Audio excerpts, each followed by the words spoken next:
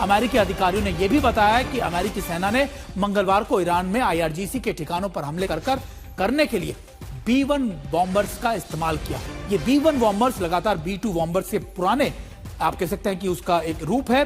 B-1 bombers जो होते हैं वो लॉन्ग रेंज बॉम्बर्स का इस्तेमाल किया गया। ईरान के साथ लड़ाई फिर से शुरू होने के बाद यह पहली बार था जब अमेरिका ने B-1 बॉम्बर्स का इस्तेमाल दिया। B-1 बॉम्बर्स का इस्तेमाल अमेरिकी सैन्य अभियान के भीषण होने का संकेत भी माना जा रहा है, खास तौर पर इस वजह से क्योंकि ये 2000 पाउंड से के 2 दर्जन बम अपने साथ ले जा सकता है। इसकी पेलोड कैपेसिटी जो है वो 75,000 टन की है। B-1 बॉम्बर्स ने यूके के एक एयरबेस से अपना मिशन शुरू किया और ऑनलाइन प्लेन ट्रैकिंग वेबसाइट्स पर इसको दिखाया भी गया। कई जगहों ने, कई वेबसाइट्स ने इसको ट्रैक भी किया। हालांकि B-1 बॉम्बर्स जो है वो टारगेट और उस पर हमले में हुए नुकसान अब तक तस्वीरें सामने नहीं आई है, लेकिन ईरान इराक बॉर्डर पर कहा जा रहा है कि मंगलवार रात हुए हमले में जैसी तबाही मची है उससे यह अनुमान लगाया जा रहा है कि शायद इस B-1 बॉम्बर का इस्तेमाल उसी जगह पर किया गया है।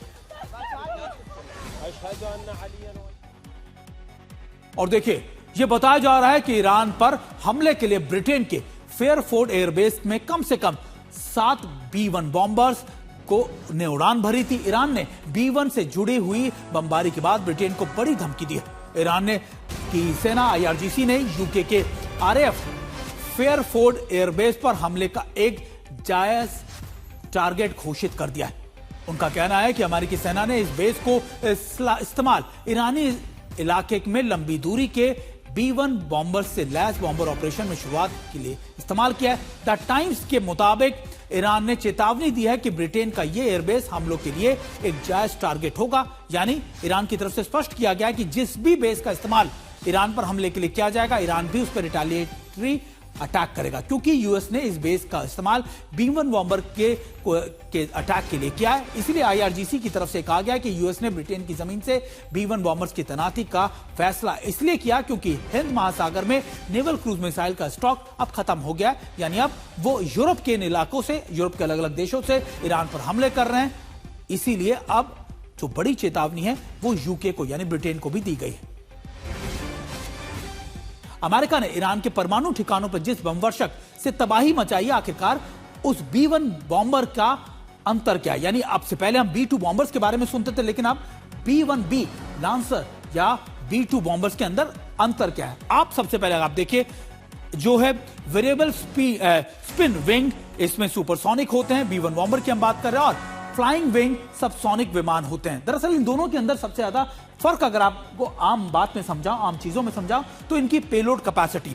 B-2 बॉम्बर के अंदर आप मैक्सिमम 40 से 45 हजार टन का पेलोड ले सकते हैं, लेकिन B-1 बॉम्बर के अंदर आप उस कैपेसिटी को बढ़ा सकते हैं। हालांकि इसका इस्तेमाल एक कन्वेंशनल वॉरफेयर के तौर पे भी देखा जाता है। अब कम ऊंचाई पर आवाज से तेज उड़ान भर सकता है। इसकी जो स्पीड है 1.5 या 1.7 मैक बताई जाती है। वहीं B-2 बॉम्बर्स की स्पीड 1 मैक के करीब बताई जाती है। आवाज की गति से धीमी उड़ान भर सकता है। अब रडार को चकमा देने के लिए B-2 बॉम्बर बहुत ज्यादा सक्षम है, इसलिए इसे एडवांस बॉम्बर माना जाता है। लेकिन जब आप B-1 बॉम्बर की कहते हैं तो रडार को चकमा देने में यह सक्षम नहीं है। कन्वेंशनल बॉम्बर इसको माना जाता है। अब भारी पेलोड से भारी विनाशकारी क्षमता इसके पास है। 75,000 मैं आपको बता रहा हूं पेलोड कैपेसिटी, सबसे उन्नत स्टेल्थ बॉम्बर है, भारी बम की क्षमता है। लेकिन एक मिडिल ईस्ट के, आप कहते हैं मिडिल लेवल के अंदर इसका इस्तेमाल किया जा सकता है। और शायद इसी वजह से कहा जा रहा है कि जब B-1 बॉम्बर का इस्तेमाल अगर अमेरिका कर रहा है तो इसकी चेतावनी साफ है कि जो उनका जो सेंट्रल एरिया है तेहरान का, उसको नुकसान पहुंचाना चाहता है,